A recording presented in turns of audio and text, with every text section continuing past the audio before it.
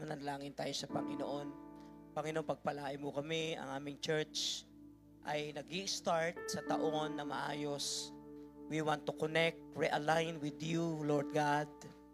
Alam ko, Panginoon, nakalakip ng aming mga general petitions, maging aming mga corporate desire. Kalakip ay ang mga personal pang mga desire, mga petitions na sasagutin mo sa loob ng 5 araw na ito. Excited kami makita kung paano kami pagpapalain sa pamamagitan ng aming paglapit sa iisang Diyos na buhay.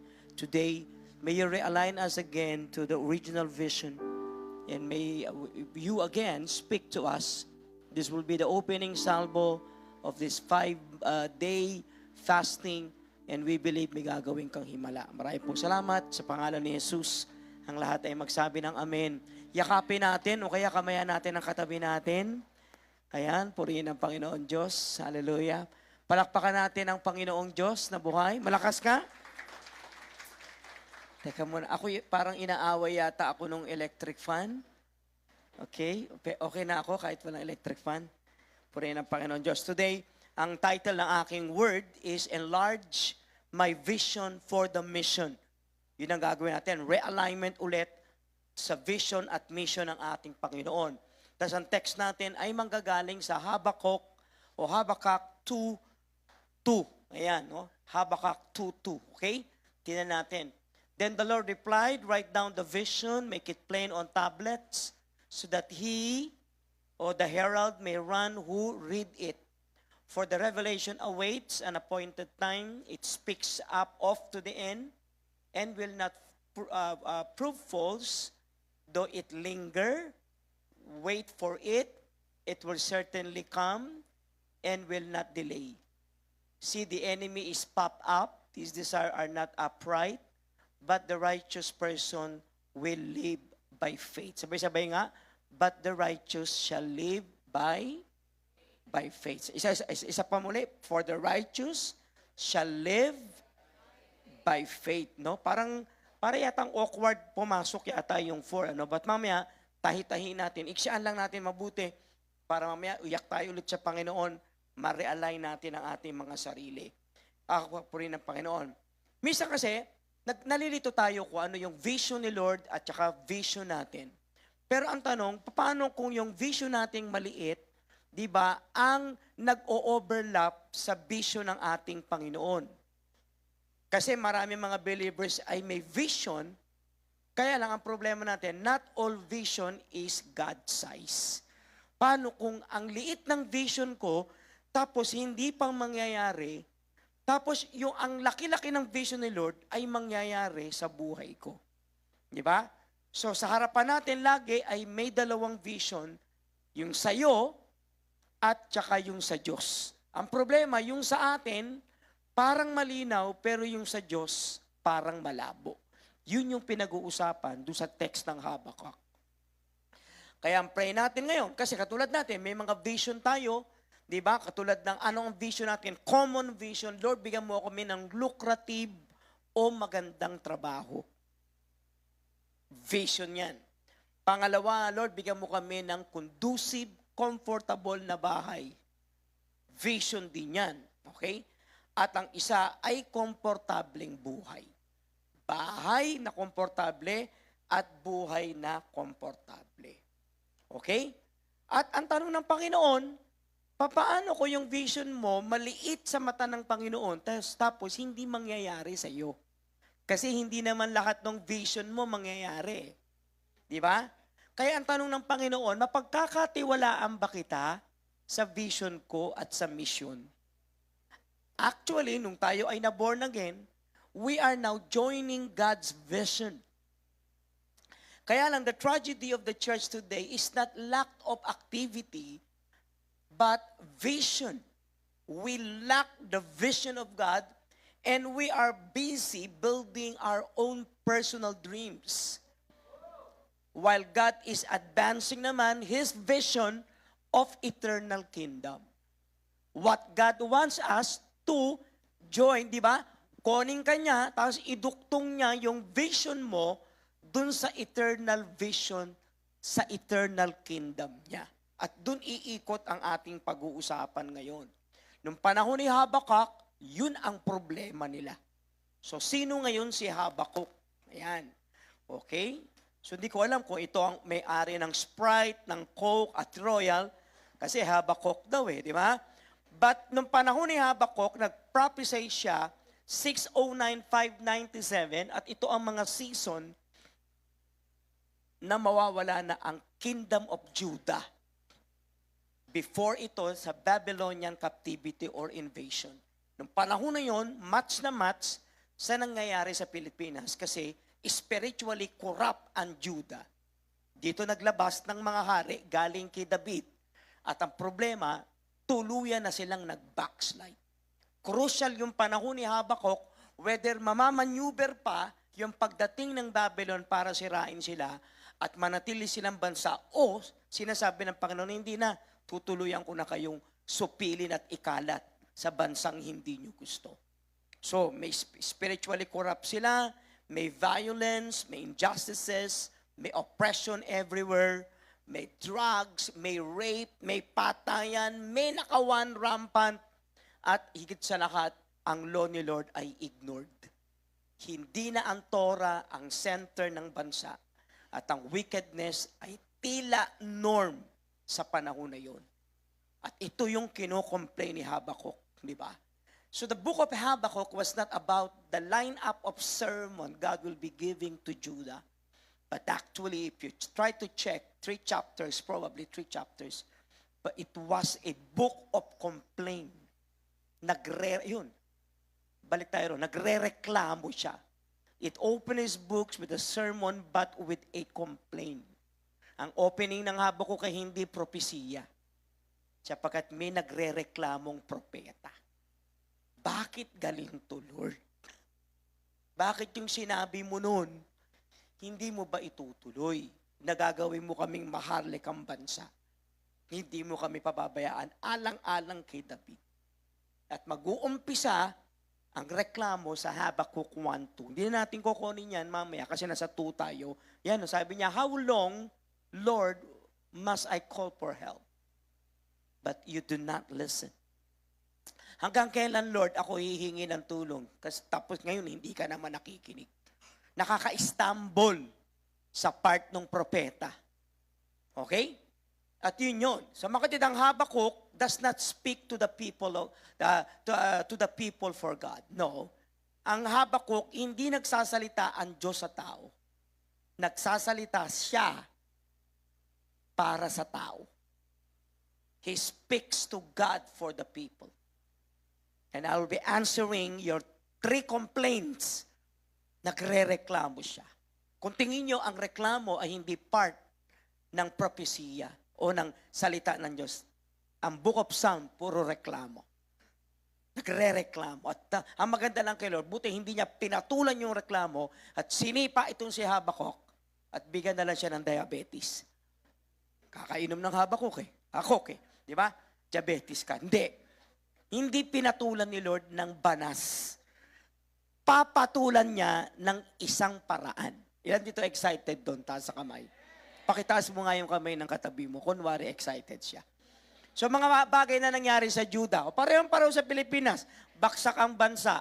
Ayaw magbago ng tao. May banta ng pagsakop at pagtapon. Captivity, exile. Hindi niya maintindihan bakit ang bansang masama pa sa kanila ang gagamitin para gulpihin sila. Mas masama ka sa amin yun Yung dapat paluin pa ang gagamitin. Bakit sila ang dadalhin sa isang bansa na mahahawa sila lalo? Pag dinala mo kami, lalo kami mahahawa doon. So this makes Habakkuk deeply very relevant in our generation today because the prophet was wrestling with God. Pareho natin, we are wrestling with God. Lord, bakit itong mga di ba? Hirap na hirap kami, nagtatides kami, nagsaserve kami sa iyo, pero hirap na hirap kami sa buhay. Itong mga ito, di ba? Male-maleta ang pera nitong mga to. Wala kami maipasok sa bangko ang pera nila. Nakalagay lang sa garahe. Di ba? Bakit hindi nawawala ang insurgency sa church sa bansa natin? Bakit lalong naging malakas ang drugs sa panahon natin? Ba't mo inaalaw na meron kaming mga leader na nagda-drugs maging sa panahon ngayon? Bakit kagalinto? Nakakaangal naman yun. So okay? So nagre-wrestling siya of the injustices that was prevailing during his time. Pareho natin. And hindi niya alam ano ba, gagamitin ko ba yung faith ko to understand the situation? Naghahanap siya ng kaunawaan upang hindi tamaan yung pananampalataya niya. Kasi baka sakaling hindi ka na talaga ba totoo, pwede na kitang bitawan. Yun tutuloy pa ba ako sa faith ko kay Lord? At mula dito sa reklamo na ito, lilitaw at ipanganganak. Ang sagot ni Lord sa reklamo was not an answered prayer. Di ba? Ang sagot ni Lord sa kalituhan, sige anak, ay ano? Sige anak, yan. The God's answer for the confusion is vision. Pero man nalilito ka, ang sagot ni Lord, vision. Di ba nakakabanas? Ano bang church ito? May problema nga ako sa pera Ang sagot sa inyo ni Pastora Faithy, vision. Anong vision? Love God, love people. Ano nang kinalaman nun? Gutom ako. Sasagot pa ba si Lord sa akin? Makakapag-asawa pa ba ako? 40 years old na ako, pastor. Di ba? Makakapaghintay pa ba ako? Yes, 40 years ka na nga naghintay. Di meron pa ulit 40 years. Naghintay ka na Sagarin na natin, malay mo. Sa panahon na 80 years old kayo, makapag-asawa ka. Amen? Amen? Wala nag-amen. Okay. So yun. Isipin mo. Di ba? Ngayon tanong, gusto ba ni Habakuk ang sagot ni Lord? Definitely no. Kasi minsan meron na tayong set up o meron tayong parang preference sa mga answered prayer natin. Pero ang sagot ni Lord, anak, my ways are not your ways. Sa Tagalog, ang balakang ko ay hindi tulad ng iyong balakang. Oy, joke lang yun. Baka magalit si Lord sa akin. Iba yung sagot ko. At kung tingin mo yung sagot ko mali, titignan mo. Yun. Tama ba? So si Habakuk, now, ang ginawa ni Habakuk, he positioned himself and he went to the watchtower. Diba? But no longer to argue, but he was there to listen. That's the beauty of this great minor prophet siya. A minor siya. Kaya minor Okay? A minor, E minor, yung gano'n, no? At yun na. Ilan dito excited dito? Ano ba to si Bishop Manning in-invite ni Pastora para lang magte-theology na naman ba kami? Wala kayong magagawa yung nagagawa ko mag-preach Tama ba? Sanay naman kayo sa akin, tama? Pero ayoko kayong iwanan ng verse. Gusto ko kayong iwanan ng libro. Lagi naman ako doon Kung sakaling pumanaw ako, pag-usapan niyo ako, si Bishop ang iniiwan sa amin yan, libro, hindi verse. Kasi ang Bible ay hindi tungkol sa verse, tungkol sa libro. So, hayaan yung bigyan ko kayo ng isang family size na Habakuk. Okay. So, hindi nyo naintindihan. Bahala kayo sa buhay niyo. Okay? So, 5 bagay upang mag-expand ang vision ng Diyos at ng mission ko. Umaangal ang sagot ni Lord, vision. Umaangal ang tao, ang sagot niya, mission.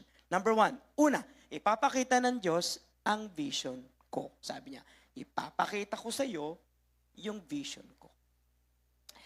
Pag pinuntahan niyo yung Habakuk 2:2, ayan, the Lord answered me. Tama ba? Pero pag pinuntahan niyo yung 2:1, sabi rito, ayan, nakalagay na very good. I will stand at my watch and station myself on the ramparts. I look to see, he will say to me, and what answer I am giving to this complaint. Sabi niya, tumayo ako sa tore, tinignan ko ang lahat. Di ba? Hinintay ko kung ano ang sasabihin niya sa akin. Ano ang sagot niya sa aking reklamo. Pinatulan siya ni Lord. Verse 2, sumagot ang Diyos. That's the beauty and the greatness and the goodness of God. we have a God who loves to answer our reklamo. So if you think your reklamo is not valid, dapat Kristiyano ka na, hindi nagre-reklamo. Sorry po, the book of Psalms are all about the reklamo of people. It was written out of the reklamo of the psalter, the psalmist. Ako may reklamo. Taas nga ang kamay na nagre-reklamo ka kay Lord. Taas nga ang kamay. Wala nagtataas ng kamay. Ilan dito ang may mga reklamo, taas ang kamay? Ilan dito ang kahit anong gawin ko, hindi talaga siya magtataas ng kamay, pakitaas ng kamay. At ako na lang ang magre-reklamo sa iyo. So, eto na, sumagot si Lord. Aren't you glad that we have a God who answer our reklamo? Sabi ni Lord, patulang kita dyan, sagutin kita. Amen? Lord, bakit hindi ako makapag-asawa ng maggwapo? Gusto mo sagutin ka ni Lord? O, di ba? So, dito na, God's vision is revealed. Sabi rito, then the Lord replied. Habakuk complained. Kay Lord, sagot niya, vision. Tao, complain. Ang Diyos, ang sagot, pangitain. Ang sagot ng tao, pangit na nangyayari. Ang sagot ng Diyos, pangitain. Amen? May sagot sa iyo si Lord. At anong sagot ni Lord? Kaya ka naman nagrereklamo kasi wala ka nakikita. Pangit na nangyayari. Kaya nga may papakita ako sa iyo So vision does not begin with human imagination. Or human vision is not, di ba, hindi siya pinanganak out of excitement. But vision, di ba, begins with divine revelation. Habakkuk did not write what he wanted, but he wrote what God revealed. Siya ang magre-reveal. Saka tayo mamamangha. Makikita mo na ang nirereklamo mo pala ay bahagi lang ng ginagawa ng Diyos patungo sa kasagutan ng ating mga panalangin. May pag-asa pa ba ang bansa natin? Meron.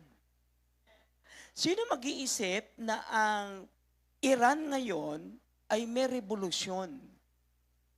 Kasi nung bata pa ako, mahal ko yung social studies Ang social studies ko, 89, 90. English, 75. Math, 74. Social studies ko, ang tataas, 90, 92, 93. Kaya pag binasa mo yung aking report card, ang galing sa social studies. Ako, mahusay sa pananamit, malinis, mabango. Tapos, lahat na lang, sasabihin nanay ko, alam ko na naman yan, malinis, mabango, maayos sa pananamit, mahusay sa social studies. Ang sagot ng nanay ko, anak, kailan ka magiging magaling sa math? Magaling sa social studies, mabango, malinis, planchado ang damit. Noong nag-aaral ako ng social studies, dinipose ang Shah of Iran noong 1979, itinapon sa Panama. Pinunot ang Zoroastrianism sa Iran. Pinalitan ng Mohammedans, Muslim. Sino mag-iisip after 49 years, tatanggalin ngayon ang Muslim to? Kasi may pangitain si Lord. Sino mag-iisip nun? Andiyan ba kayo? May pangit na nangyayari, pero hindi niya buburahin ang pangitain. Palakpakan natin ang ating Panginoon. So is your vision something you created or something God commanded? So God's mission has always been clear. What is the vision of the Lord? This is the vision of the Lord. I'll give you 3 vision. Come on. The 3 vision. Ayan. From Genesis, sabi ni Lord sabi ni Lord kay Abraham, all nations shall be blessed. Lahat ng bansa pagpapalain. Matthew 28, go and make disciples of all nations. Revelation 7, nung makita ni John kung gaano karami ang maboborn again. Every tribe, tongue, people before the throne are worshiping the Lamb. So if you think that Mohammedans and Muslim will be dominating the nation and the entire world, no. Kasi may vision. Kung ang tingin mo yung mga drug addict ngayon ang mamumunini sa bansa natin, no. Darating ang panahon, tatalunin ng Kristyanismo ang lahat ng mismo. Komunismo, pasismo, kahit tayo mismo. Amen? Palakpakan natin ang Panginoon. So anong vision ni Lord? Oh, lahat ng bansa, pagpapalain. Lahat ng tao at lahat ng bansa ay magiging disipulo. Bawat tribo, dila, at ang lahat ng mga bagay ay iilalim sa trono ng Diyos. So if your vision ends with you, that is too small. If your vision is to have a lucrative job, that is too small. If your vision is to become beautiful, what if hindi? Ako, my vision is maging 5'11". Wala, nawala yung 11, natira 5. Pero hintayin mo pagdating ng resurrection. Malay mo, ang height na natin, puro parang avatar, tama ba? Puro ang hahaba lahat ng leeg natin. O siya, piece of money, parang naging giraffe yata. Alam mo kapatid, kung ang target mo lang mundo, ang cheap mo. What profit a man if he gain the whole world but loses his own soul? The goal is the whole world. We got the whole world into his hands. Got the whole wide world. So unang-una, sabi ni Lord, anak, babalik kita sa vision ko. Kala mo natapos ka ng pag-aaral, maayos ang pera mo? Marami rito sa Life Giver Manila, ang ganda-gandong araw, mga uhugin kayo, tama ba? May mga sipon nyo para kayo mga pusa. Ngayon na nagkapera na kayo, nawala na kayo lahat sa church.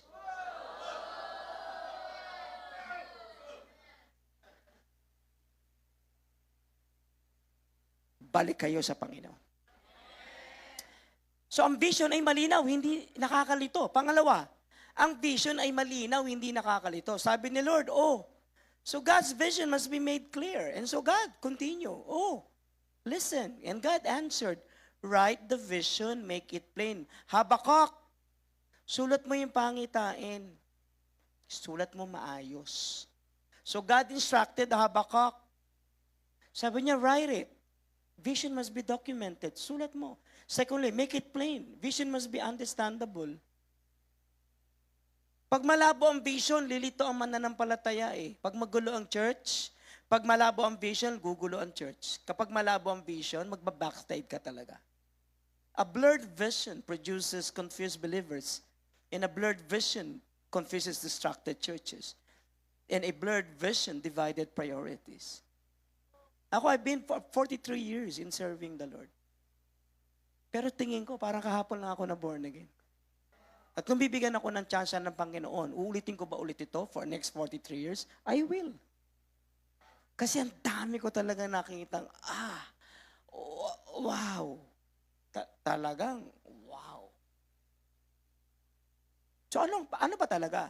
Alam mo kapag gumaganda ang buhay mo sa mundo, pipikit ka talaga sa pangitain eh. Pero kapag bukas ang mata mo sa pangitain, pipikit ka talaga sa mundo. So sagot niya, anak, vision. The word vision in Hebrew is kazan. Kazan. Ayan, write the vision. At itong salitang kaso na to, write the vision, means divine revelation. Pangitaing nilalantad, pinapahayag. Revelation ilalantad, ipapahayag. It is a prophetic insight, God's disclosed purpose. So hindi ito human imagination or ambition. Sabi, pag sinabi sa Bible na, kasi si Lord meron akong vision, tutuparin niya eh.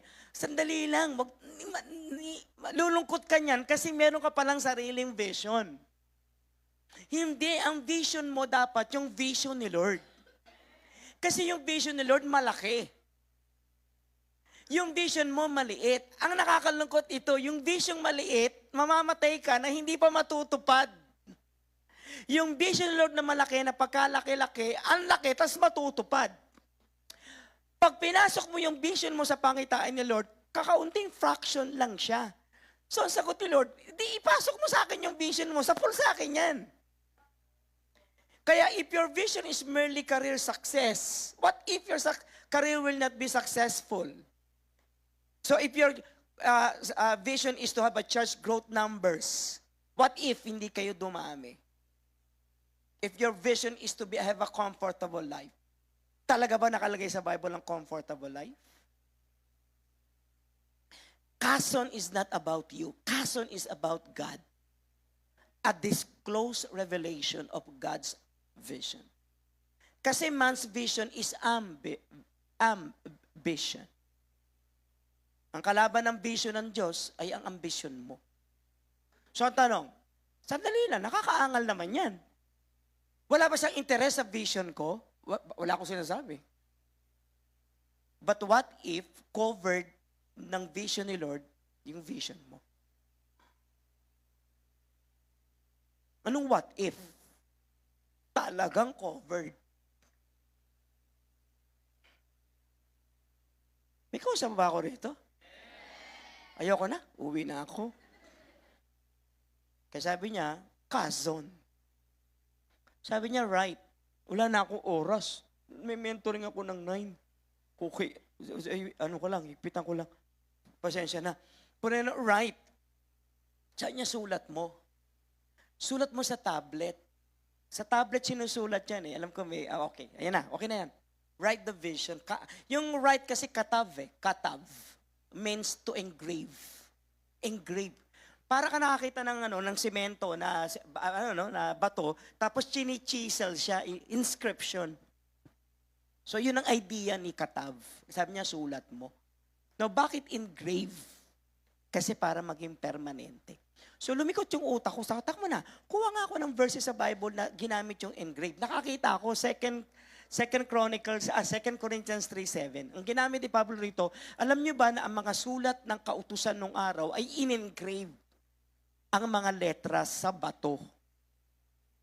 Tapos ginamit niya ito to explain, tumuloy siya sa 3:3:7. So kinuha mo na yung engrave. Balik tayo. Sabi ni Pablo sa mga taga-Korinto, you show that you are a letter from God. Diba? Ipinakita naman nyo na kayo ay letra ni Kristo eh. Ang resulta nito, yung ministeryo yung ginagawa nyo. Hanggang ngayon, di kayo nagsasawa.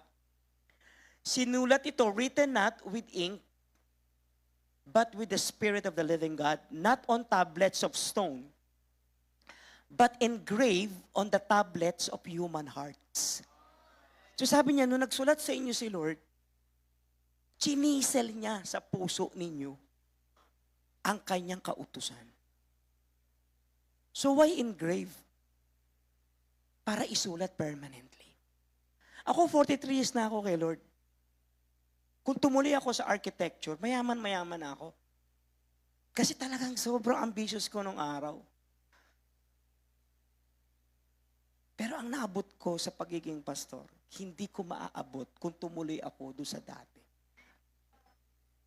Andiyan ba kayo? Ang layo. Andiyan ba kayo? May kausap ba ako rito? So itong katav engrave, is to record permanently. Kapatid, sabi ni Lord kay Habakuk, sabi niya, sulat mo yung vision, pero i-engrave mo sa puso permanently. So this implies the seriousness of the sulat. Not only the seriousness, katav, is to clarify. Not clarify. The clarity. Klaruhin mo. Pangatlo, dahil sinulat na, accountable na ako, nasulat na eh. Alam ka namang, nakakita ka ba ng bato na binura niya ng ganun dahil mali ang sulat niya? Hindi. Permanente. Diba? Wala naman sa inyo nagpatato na wrong spelling, diba? Hindi mo na mabubura yun. Tama ba? So God did not say, remember it. Ang sabi ni Lord, write it. Alam mo mga kapatid, sa church magsulat kayo. Pero wag lang kayo magsulat sa papel. Magsulat kayo sa puso. Lord, tatuan mo ang puso ko, Lord. Lord, ililok mo ang bawat letra sa aking puso upang manatili siya magpakailan pa man. Kasi if the vision is not written, definitely it will not be forgotten. It will be forgotten. Kapag ang vision ay hindi nasusulat, makakalimutan. If it is forgotten, the mission will be abandoned. Kapag nakalimutan na ang sinulat, hindi mo nga sinulat eh, hindi mo magagawa yung vision. Alam mo nung ginagawa namin si Pastora Faithy ni Helen, nililok ko sa isip ko, pati itsura ni Pastora. At kung ano yung nalagay sa puso't damdamin namin ni Helen, yun yung lumitaw kung sino yung pinanganak namin. Kasi in-engrave. Alam mo, bakit wala nangyayari sa atin minsan? Hindi ka kasi nagsusulat. Hindi mo nilililok sa inyong puso at sa inyong mga damdamin. Kaya sabi niya, sulat mo. Sabi mo nga sa katay mo, sulat mo kasi. Hindi ka nagsusulat eh. Bisap, natatandaan ko naman, kalokohan yun. Mamaya, pag uwian tayo, magkamayan lang tayo, matataktak mo na lahat yung natutunan mo eh. Kamasa ka na, tanggal na.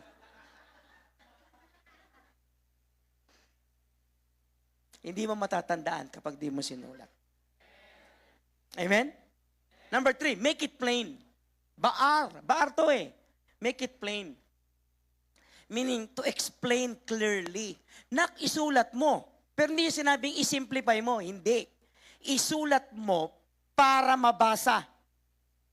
To make distinct, to clarify so that there is no confusion.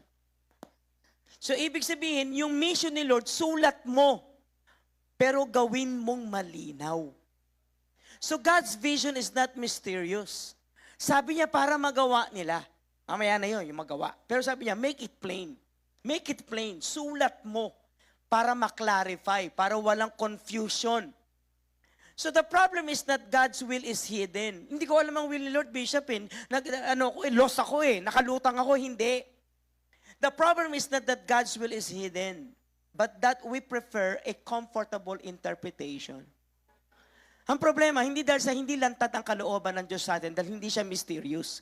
Ang problema natin, kasi gusto natin ang sarili natin pakahulugan sa sinasabi ni Lord. Pag binasa mo yung Habakuk, ang sagot ng ibang pastor, wag mo na i-preach yan, Manny, kasi hindi naman relevant sa panahon natin ngayon. Kaya mo siya sabing hindi relevant kasi hindi mo siya naintindihan. Hindi magsusulat si Lord sa Bible na hindi relevant sa panahon natin. Andiyan ba kayo? At mapagkakatiwalaan ko ang Biblia, na ang Biblia kahit matandang libro ay napapanahon. At nagsasalita siya sa panahon ko. Tama ba? So ang problema natin ay hindi maayos. Ang problema natin ay maayos na interpretasyon. Di ba? Magandang interpretasyon. Pero actually, mali lahat itong interpretasyon. So ang malabang vision ay nagpo-produce ng magulong pananampalataya. At ang church na walang vision ay tahanan ng mga tamad na mga mananampalataya. Nandiyan ba kayo? So ano gusto ng ating Panginoon ngayon? Sabi niya ganun, yung vision, hindi ay malinaw, hindi siya nakakalito. Pangatlo, wala na ako oras. Gusto ko lakaran mo, tsaka itakbo mo. Sabi niya, sulat mo, gawin mong malinaw. Pangatlo, gusto ko lakaran mo, tsaka itakbo mo. So God's vision is designed for movement, not comfort. Sabi niya, so that the herald may run with it, or so that he may run who reads it. Okay? So yung vision pala ay hindi ginamit o hindi sinulat para maging decoration mo. Yung vision ay maging mapa mo sa direction. Vision is not a decoration, it is for direction. Kaya sabi niya, upang maitakbo mo, run. Run. Yan, the Hebrew is roots, which means to hurry, to move swiftly, and to act urgently. Ibig sabihin, itakbo mo na. Nasulat mo na ba? Oo. Malinaw ba? Oo. Takbo mo na. So God's vision demands movement. Hindi yung, sinulat mo na ba? Oo, sige, alika. Pag nilayin natin. Hindi. Ang tagal na yan. Meditation na yan. Sabi niya, itakbo mo na. So when God gives vision, people don't sit. You walk and you run with it. Churches don't settle. They send. Believers don't consume. They serve. Kapatid, may pangitain na ang Bible. Suko mo yung pangitain mo, suko mo yung vision mo, pailalim ka sa vision ni Lord. Maniwala ka, sakop yung vision mo. Itakbo mo, lakaran mo. So running implies pagmamadali and urgency, effort, may sikap. Pangatlo, may gastos. Kasi yung vision ni Lord ay hindi minent for convenient. Kapag nakakalawkaw ka at nagugulo ka at niyayanig ka, actually yun yung vision ni Lord. Walang vision si Lord na kapag tinanggap mo, aantukin ka na dahil sleeping pills siya. Hindi. Kasi mayayanig ka. Hindi ka makakatulog. May conviction ka. Nagiging culture mo, nagiging preference mo, nagiging paraan mo, nagiging system mo, nagiging program mo. The vision will revolutionize you. Sinabi na ng Bible, ang mananalo, Kristyanismo. Kahit nagaano pang pagpapatayin ng mga ibang relihiyon, ang lahat ng Kristiyano, ang mananalo, Kristyanismo. Amen? Purihin ang palakpakan natin ang ating Number 4, hintayin mo mangyari. So nagpatuloy siya, sulat mo. Oo. Gawing mong malinaw. Opo. O sige, itakbo mo. Pang-apat, hintayin mo mangyari. So God's vision often involves waiting but never wasting. Habakuk 2:3, sabi niya, although it tarries, baka magtagal, but wait for it. Pero hintay ka. So God's vision may seem delayed, but it will never be denied. Nakarinig ka kay Lord, makakapag-asawa ka ng tamang tao. Tayo mo yun. Parang matagal. Pero kung ang pag-aasawa mo ay missional, kahit 80 years old ka, kaya ni Lord ibalik ang menstruation mo para tuparin ang pangitain niya sa buhay mo. Sobro naman po yun, Bishop. Bahala ka kung ayaw mo maniwala. May listahan sa Bible ng mga matatanda na nagkaanak pa. Lalaki pa ang sumigaw, hindi babae. Palaga makakapag-asawa ng matanda yun. Hindi naman, hindi na. Okay, andiyan pa kayo? Kaya sabi niya, hintay. Sabay-sabay nga, hintay. Yung salitang hintay in Hebrew is haka, haka. Haka means to wait with expectation. Naghihintay ka pero may inaabangan. Yung haka is to hope actively. Buong sigla kang namamag-asa. Hindi siya passive na naghihintay nga. Iba si haka. So waiting in Scripture is never passive. Kasi waiting in the Bible refines faith. Pinipino ang pananampalataya. Number 2, deepens obedience. Pinalalalim yung pagsunod. Pangatlo, ini-strengthen yung alignment. Pinalalaktas, pinapatibay o pinapalakas yung pagduktong. So ibig sabihin, when you say haka, alam niya, darating. Kahit tumagal, hindi siya maiinip.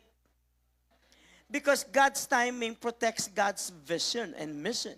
And so waiting in the Bible, haka, is not inactivity. Ay, wala na talaga. Ay, hintay muna ako. Basta ako, maghihintay ako sa pangalawang pagdating ng Panginoon. Mga kapatid, maraming Kristiyano, anti-Christ. Kasi antay lang sila ng antay kay Christ.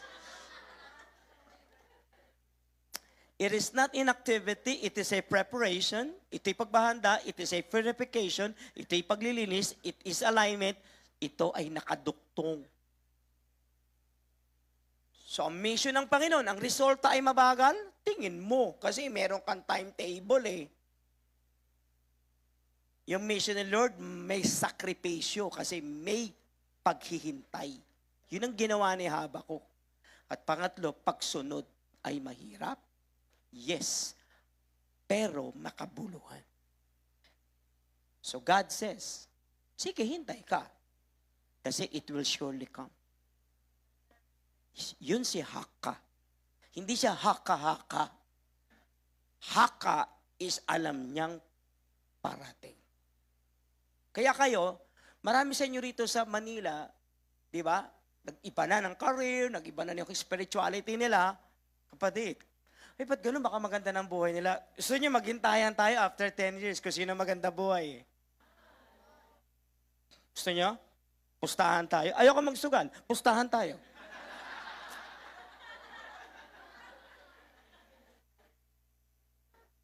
Gaganda ang buhay nila, biglang babaksak. Pero ikaw, paganda ng paganda, ng paganda. Ng paganda. Huwag pataba ng pataba, ha? Paganda. Sabi mo sa katabi mo, paganda ka, kapatid. Titigan mo yung katabi mo, paganda siya ng... Alam mo, pag titigan kita, natatakot. Paganda ka ng paganda, kapatid. Palakpakan natin ang Panginoon. Kapatid, actively waiting. Habakuk, actively waiting. Kapatid, yung mga naghihintay kay Lord, hindi sayang. Kasi parating na. Pang-apat, pang-lima, ang malawak na vision ay nangangailangan ng malawak na puso. Enlarged vision requires enlarged heart. So to embrace God's vision and mission, God must enlarge the following.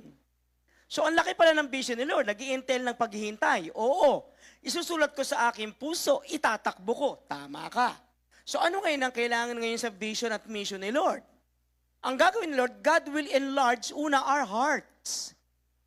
Bigyan ka ni Lord ng compassion sa lost. Sabi ni Habakuk, bakit inaapi nila kami? Bakit nagpe-prevail yung injustices? Bakit yung pagnanakaw ang siyang rampant na nangyayari? Binibigyan ka ni Lord ng puso para mahalin ang mga lost. Our faith, tinutulungan ni Lord palawakin yung pananampalataya para we trust God beyond what we see. Pinapalawak din ng pangitain ng ating obedience para kahit anong mangyari, hindi ka bibitaw, susunod ka, magbibigay ka, at alam mong ipapadala ka ni Lord upang maging ilaw sa mundong ito. Hello? Purihin ng Panginoon. Pag hindi kayo lahat ng amen, uulitin ko ulit itong preaching na ito. Kailangan pang takutin. Amen? So itong vision ni Lord, hindi lang to pang pastor, pang missionary, pang leader, hindi. Ito ay para sa lahat. Hindi, vision ng pastor namin yan, vision ng ano namin, ang lumaki yung church. Kapatid, wala tong kinalaman sa paglaki ng church. You may not cross ocean, but ang sinasabi ka nun, you get the vision. Pray intentionally, you give sacrificially, you live missionally. So how do I apply now the vision? Mamaya papaliwanag ko kung ano talaga yung vision. Una, ako balik ko kayo ulit. Balik ko kayo. Eto po, I'll show you the pictures, anak. Pakita natin. Ayan o. Sige, anak. Ayan. Ako sa akin, balik kayo sa vision. Ano ang vision? Start a live group in your living room. Start a live group in your garage. Kung nasa abroad ang kamag-anak mo, kaibigan mo, start a Zoom meeting. Win them back to Christ. Start a prayer meeting in your company. Ang laki-laki nito. Bakit 17 ito? Start a prayer meeting. Start a satellite. Bishop, aalis kami mag-asawa. We'll go to Spain. Kasi mga mestizo-mestiza kami. Tinan mo ilong namin, parang parot. Then go. Launch a mission in Spain, in US, in Canada. Make your marriage missional. Sweetheart, kaya kita na pangasawa. We will start a church. Host a party in your home. Do counseling sa mga nag-i-struggle. Sa mga magpapakamatay. Sa mga hindi nagtagumpay sa marriage, hindi nagtagumpay sa negosyo. Balik niyo sila. Hello? Ano pa talaga ang vision ni Lord sa pagtatapos? Can we go to Habakuk chapter 2 verse 4? Di ba ito yung kaduktong? Nung 2, binasa natin yung 2, binasa natin yung 3. Ito yung vision eh. Sabi ni Lord sa kanya, see, the enemy is pop up. Tinan niyo yung kalaban, nagyayabang. His desires are not upright. Yung kanilang kagustuhan na hindi matuwid. Pero alam mo, Habakuk, tuloy na itatapon kayo sa Babylon. Kawawalan kayo ng bansa. But, tingin kayo sa akin, but, pakibasa niyo yung kasunod. But the righteous person will live by faith. Diba? Tatapon kayo. Tuloy na, wala na makakapigil. Pero yung pananampalataya nyo, dadalhin nyo ron. Kung ang tingin nyo, sasakupin kayo ng Babylon, yung pagkakatapon nyo, ang sasakop sa Babylon para makilala nila ang Diyos na buhay sa buhay niyo. Alam mo, the highest form of living is not to live a comfortable life. See, Bishop, I have a three-story building. Wow, that's a lot of story. 3-story. The highest form of living is living by faith. Alam mo ako, pinapasweldohan ako ng church, I thank God. Ang bait ng church sa akin. Ganun din sa mga pastors nyo. Pero alam mo, araw-araw pinapasweldo ako ni Lord. You know why? Because I live by faith. Kahit na mag-fail ang tao sa akin, sa mga pangako nila, I live by faith. At itong salita na ito, ang ginamit ni Romans, kaya nabuo ang Book of Romans. At bakit ko matataandaan ng Habakuk? Ito, itong 4. Sa kanya lang yan lumitaw. So ang vision ni Lord, bakit may masama? Ang vision ni Lord, bakit yung mga mayayaman, ang komportable ang buhay, yung mga magnanakaw? Kasi gusto ni Lord turuan ka that you will live by faith. And you know, the most attractive person in the world are not people with pleasing personality like me. See? Pag-amen kayo dyan. Amen. Maawa kayo sa akin. Pero alam mo, pinakamagandang tao sa buong mundo ay ang mga taong namumuhay sa pananampalataya. Kasi faith attracts blessing. Faith attracts God. Faith attracts financial breakthrough. Kaya sabi ni Lord, the righteous shall live by faith. Alam mo, kailan ka sasama? Tanggalin mo yung faith, magiging masama ka. Hirap-hirap naman ang buhay na to. Sana magpakamatay na lang ako eh. Sana sama-sama na lang tayo. Di ba sama ng ugali mo? Pag wala kang faith, mag-ooperate ka sa mundo, magulo buhay mo. Huwag ka mag-aasawa ng taong walang faith, ang gulo ng buhay mo. Mag-asawa ka ng may faith, sweetheart, may sakit ka, alam ko. Pero gagaling ka. Sweetheart, wala tayong ulam. Pero maniwala ka sa akin, bibigyan tayo ng Lord ng pagkain. Wala tayong pamalengke, wala tayong sasakyan ngayon. Pero mabubuhay tayo sa pananampalataya at magkakaroon tayo ng pagpapala. Ang sarap kasama ng mga taong namumuhay sa pananampalataya. May kausap pa ba ako rito? Pag hindi kayo nag-amen, babalikan natin ulit. Pangalawa, eto, pangalawang vision ni Lord, God will judge Babylon.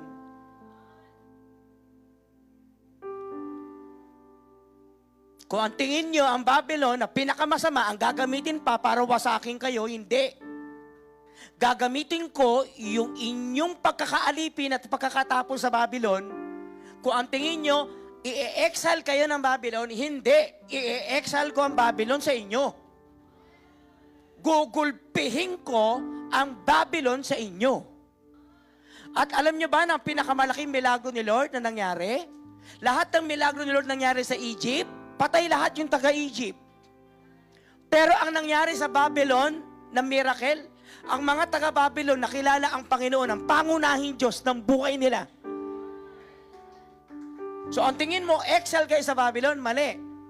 Exile si Babylon sa inyo. Andiyan ba kayo? Nagulat ako, ito yung vision, 14. Buta natin yung 14, anak. 2:14. Ayan, ito. Ano ang vision ni Lord? For the earth will be filled with the knowledge of the glory of the Lord as the water covers the sea. Anong vision? Kahit sa Babylon, parang tubig ang salita ng Diyos na makikilala nila sapagkat pupunuin ko ang Babylon kasi ang buong mundo ng araw. Pupunuin ko ang Babylon, ang buong mundo ng kaalaman, ng kaluwalhatian ng Diyos kung paano pinupuno ng tubig ang lahat ng karagatan. So what is the vision?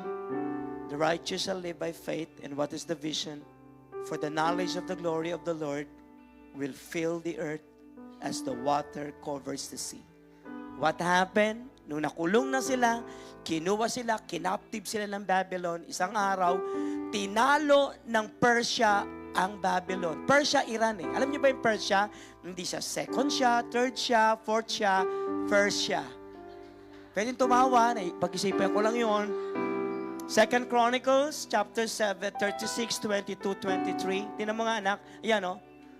After 70 years, in the first year of Cyrus, the king of Persia, in order to fulfill the words of the Lord spoken by Jeremiah, the Lord moved the heart of Cyrus, king of Persia, to make a proclamation throughout his realm and also to put it in writing. Pinakawalan ang Judah. At through Cyrus, ibinalik muli sa promised land to fulfill the prophecy of Habakkuk and the prophecy of Jeremiah. What a great God we have. All things work together for good. For those who love God and are called according to His promises. Alam niyo mga kapatid, ako sa inyo, balik kayo sa vision niyo. Bisa, pag nakapagtrabaho na ako, alis na ako sa church na to kasi alam mo naman, marami pa akong gagawin. Pupunta kayo sa abroad, maglagay kayo ng branch ng church. Maniwala kayo, pagsasaganahin kayo ni Lord. Pupunta kayo sa probinsya, magdala ulit kayo ng church nyo ron. Kahit saan kayo pumunta, punuin nyo ng kaalaman as the water covers the sea. Here are my personal payo. Number 1, live in the vision. Anak, sige, live in the vision. Mamuhay kayo sa pangitain. Pangalawa, embrace the vision. Yakapin nyo yung pangitain. Meron ba? Wala. Number 3, be caught by the vision of God. Lord, it's no longer my vision, it is your vision. Yung garahe mo, lagyan mo ng gawain ni Lord. Yung opisina mo, lagyan mo, hayaan mong mahuli ka ng pangitain. Number 4, prioritize running the vision. Unahin yung mag-asawa. Sweetheart, magtatayo tayo ng pamilya. Ganun ang ginawa ko. Kami ni Helen, nag-start kami ng church. Kami lang ng mga anak ko. Yung mga anak ko, 4 yan. Ang liliito, hindi andyan lang. Mga bata, hindi malilikot. Andun, nakaupo lang na ganun. Amen ang amen. Di ako naintindihan. Doon kami nag-start. Kanang lang ganun. Tinuruan na amen lang, amen. Kunwari lang, naintindihan nyo yung tatay nyo. Prioritize. We started Life Giver. I started Life Giver with my children. And now, they are now running the vision with me. Number 5, mag-dive ka sa vision. Pang-anim, mapuno ka ng vision. And number 7, mag-invest ka sa vision. And last, kahit matanda ka na, mamuhay ka sa vision ni Lord. I'll tell you this, pagpapalahin kayo ng Panginoon. Di ba ang vision ni Lord, go into all the world? Alam niyo ba na binigyan ako, Lord, ng lahat ng visa? US, UK, Canadian visa. Bakit? Di ba, Lord, ang vision ko, pupunta ako na iba't ibang visa? Oo. Anong kailangan ko? Visa. Abi, Lord, approve lahat ng anak ko lahat, in-approve lahat ng visa. Kasi bakit? Pagpunta namin doon, di kami mag-work. Pagpunta kami doon, magkatayo kami ng church. Sagot na, lahat ng visa.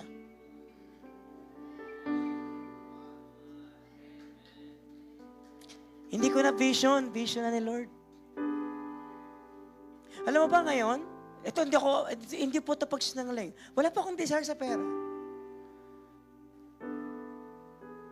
Nawalan po ako ng gana sa pera. Kasi hindi talaga yun hindi yun na magtutupad sa'yo. Ibig sabihin, wala akong pera? Hindi. Bibigyan ka na Lord ng pera. Isusupply ni Lord sa iyo ang pera kapag wala ka ng desire sa pera at gagamitin mo ang pera sa ikaluluwalhati ng Panginoon. When you begin to adopt God's vision, God's vision now will begin to adopt you. Your life will never be the same again. Wala po akong oras. Palakpakan natin ang ating pera. Mananalangin tayo sa Panginoon. Maiksi lang panalangin. Lulutay lahat. Sige na po, malulutay lahat. Yung hindi kayang lumuhod, okay lang din po. Okay. Tumihaya na lang. Purihin ang Panginoon.